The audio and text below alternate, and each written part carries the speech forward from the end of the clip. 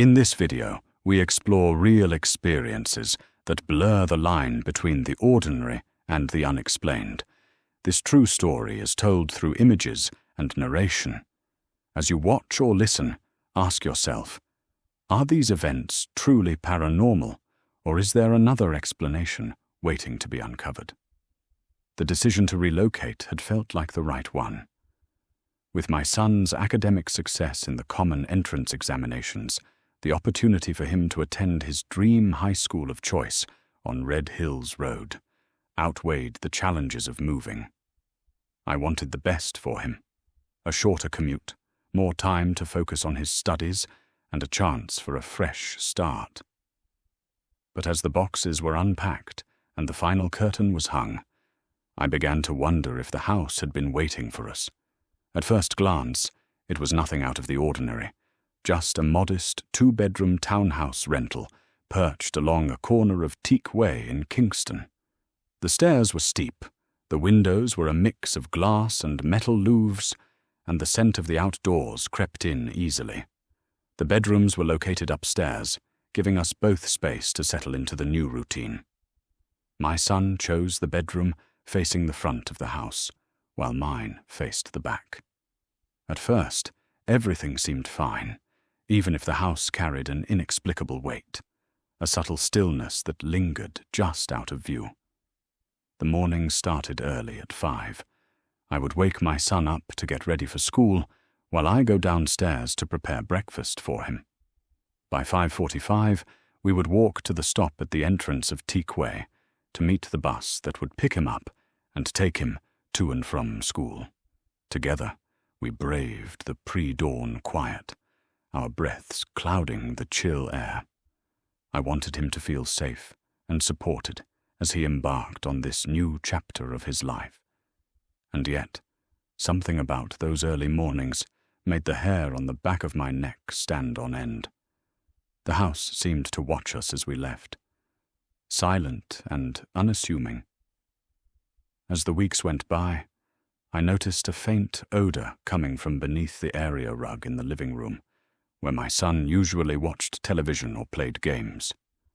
Every so often, he would jump or stomp on the floor, and the sound was strangely hollow, almost as if a large hole or even a grave lay beneath it.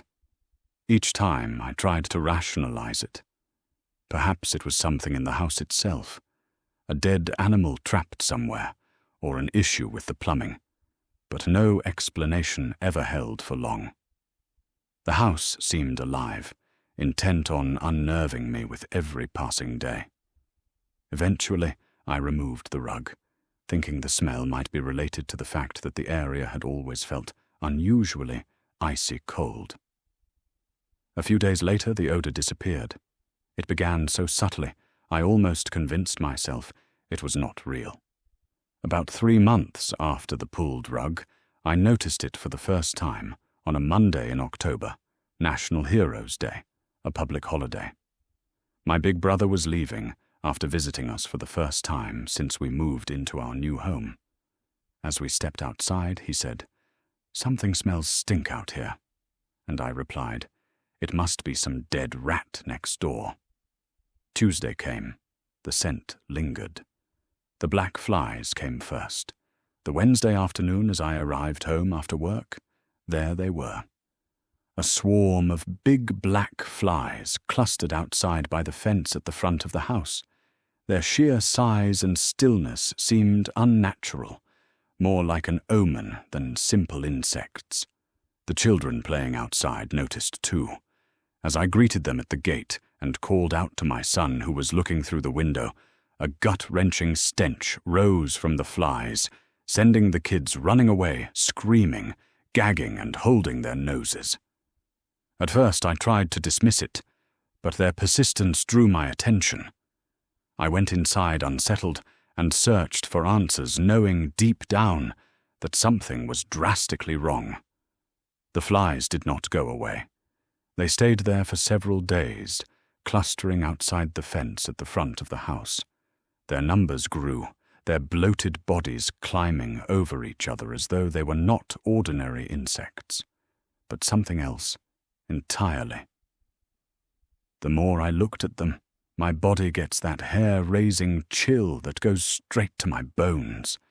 Even when I brought out the diazinon spray, strong enough to kill any pest, the flies did not die.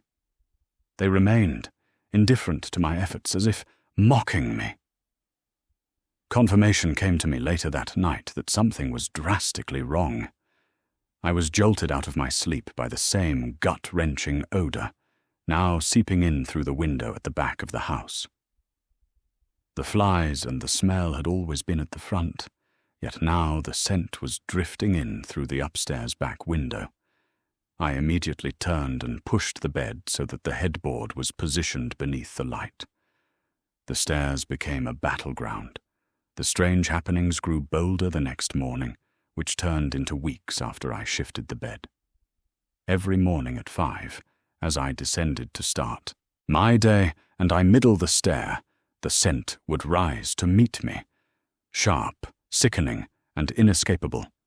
It did not just linger, it floated up with an almost calculated precision, wrapping around me like a cold, invisible fog. The scent was unmistakable, reeking of a ram goat, and it struck my senses with a force that made my body go cold. The chill would seep into my bones, rooting me to the spot for a moment before I could force myself to continue down.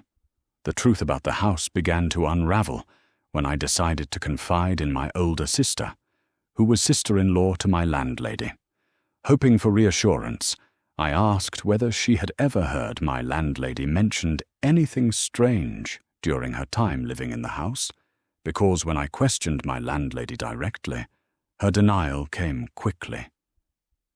Too quickly. My sister revealed the truth that my landlady had been too afraid to stay in the house herself and had fled, choosing to live elsewhere while renting it out. She had experienced the same fear, the same oppressive atmosphere, yet had remained silent, leaving my son and I to face it alone. That revelation struck me like a thunderclap. This was not just my imagination or a passing phase. There was something inherently wrong with the house, something that had a history of tormenting those who dared to stay within its walls. The weight of that realization bore down on me, but it also sparked something else, a growing determination to confront whatever was trying to control my life. The smell followed me. This was not the only moment when its reach extended beyond the walls of our home. One morning, as I rode in a taxi to work, the stench followed. I questioned whether it was real or just a product of my imagination, but the fear lingered. Wherever I went, it seemed to be watching, waiting, reminding me that I was never truly alone. By 11:45 each day, like clockwork, the same gut-wrenching odor that haunted our home would emerge, filling the air around my work area. It was sharp, putrid, and impossible to ignore. A stench that churned my stomach and seemed to hang in the air like a physical force. At first, I thought my mind was still playing tricks on me, but the odor was too vivid, too distinct to dismiss. I shared my concerns with one of my men who worked closely with me in the distribution department. Initially, he did not believe me. He waved it off, suggesting it was nothing more than coincidence. But my instincts told me otherwise. Determined to prove it, I told him to join me the following day, 15 minutes before lunch, because that is when the scent would arrive. And just as I predicted, there it was. The gut-wrenching odor materialized precisely at 11:45, filling the air like a heavy fog. His reaction was immediate. Disbelief turned to shock as he froze in place, his expression blank as though he were caught in a trance. The rest of the day he remained visibly shaken, unable to move past the haunting experience. My fears were validated, but the realization was far from comforting. The entity was not confined to the house. It had found a way to follow me. My resilience, however, began to shine through. The fear that gripped me at home pushed me to adapt my daily routines, placing candles on the stairs each night as a protective ritual. I also burned frankincense and myrrh with sulphur, sprinkle oil of fire at the four corners inside the house to remove the entity, to no avail. Before the presence of the entity, I had always walked my son to the bus stop every morning at 5:45, ensuring his safety as he embarked on his day. But the fear became too much. I confided in the bus driver, a kind woman who understood my desperation. She agreed to come up to the house to pick my son up, sparing me from the vulnerable walk to the stop each morning. It was a small act of kindness, but to me, it felt like salvation. The presence was everywhere, creeping into every corner of my life. Yet I held on to hope and faith, carrying my Bible wherever I went, chanting psalms to keep the fear at bay. The entity may have followed, but it had not broken me. And deep down, I knew the battle was far from over. The turning point came. The fear had reached its peak. Each night, the presence felt stronger, more deliberate. It was no longer content with lingering in the background. It was pushing forward, attempting to make itself known in ways I could not ignore. The first time it touched me was subtle, but unmistakable. One night, as I lay across the bed, lost in thought, a sharp pinch struck my left leg. I gasped and instinctively rubbed the spot, but there was nothing there. No bug bite, no bruise, no explanation. The sensation sent a ripple of unease through me. The entity had crossed into the physical realm. Days later, the spot turned black and scaly, accompanied by severe itching. The bone-deep itch went on for weeks, and my sister told me to use lime, blue, and salt on the area, but to make sure I did not break the skin. Fortunately for me, I mixed everything together, rubbed it onto the spot, and then used a pair of scissors to scratch until the skin broke. I applied more of the mixture, and soon after, everything returned to normal. It grew bolder. The shadows in the house seemed to stretch longer at night, as if something lurked within them. Cold draughts slithered through the rooms, making it impossible to dismiss the presence. My Bible became my strongest shield, resting beside me, against me, in my hands at all times. Then came the moment that changed everything. It was early Thursday morning in December.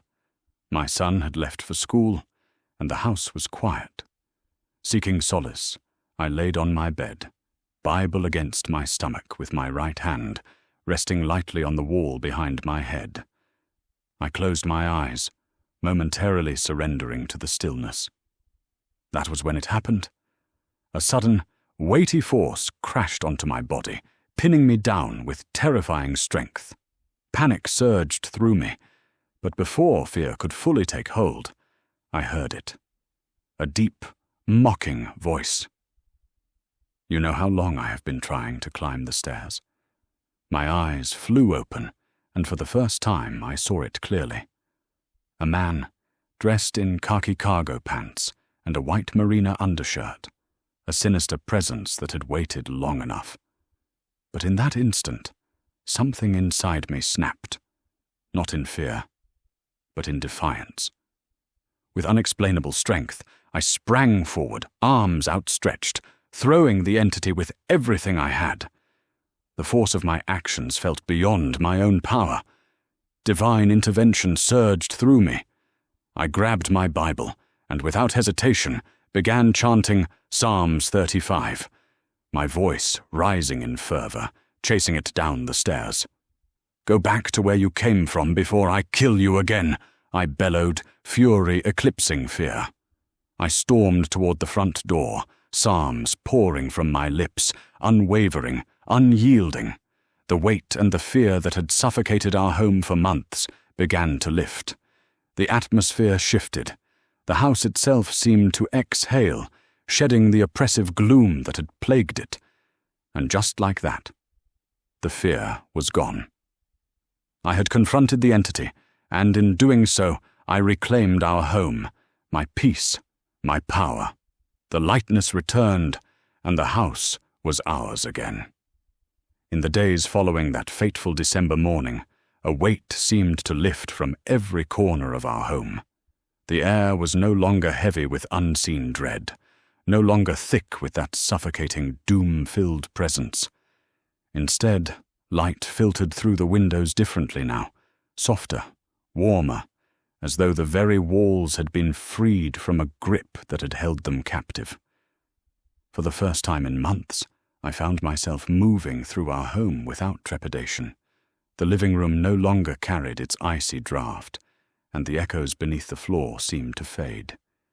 Even the middle steps of the staircase, where the stench used to rise like clockwork, now felt like just stairs, ordinary, unassuming, and powerless.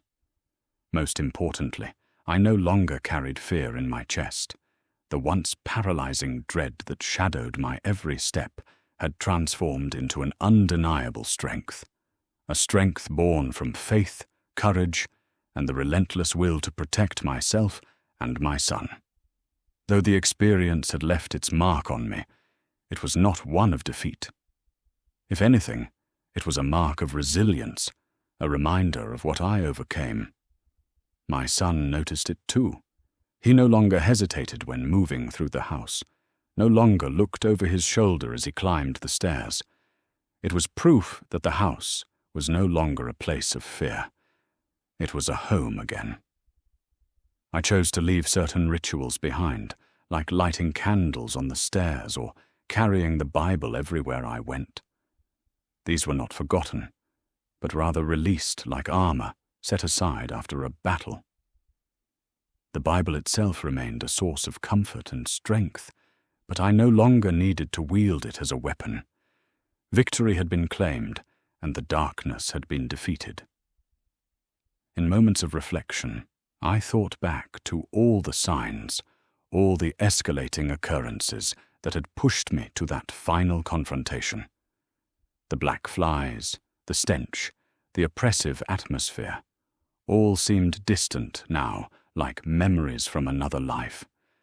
And though I would never forget what I endured, I understood that this chapter of my life was not just about fear. It was about triumph, faith, and the unwavering light that emerged from within me when darkness tried to consume everything. The house remained a part of my story, but it no longer defined it. It became a symbol of what I overcame, a testament to my strength and the deep connection to my faith that carried me through.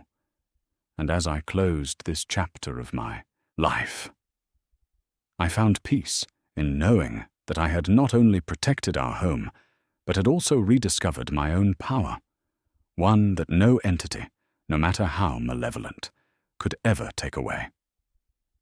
5 years later, as my son prepared to emigrate to the United States, I vacated the premises and moved into a smaller place.